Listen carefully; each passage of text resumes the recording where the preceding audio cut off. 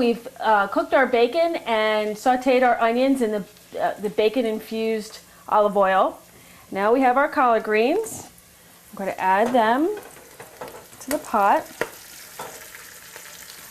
I add them right to the oil because I like to just make sure that they get coated in all the oil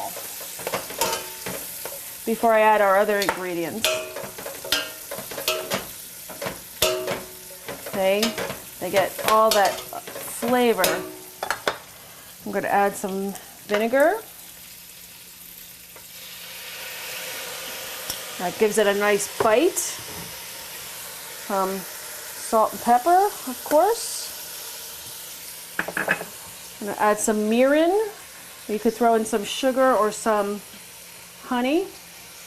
That smells good. You know, anything cabbagey is good with sweet and sour.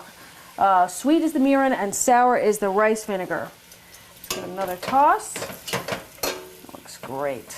And you see it's starting to wilt. And then turn it up again and add our homemade chicken stock.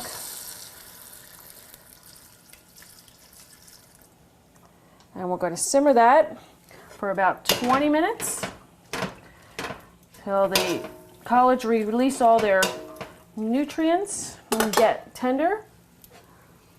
And when we come back, we're going to finish our updated tuna noodle casserole and collard greens.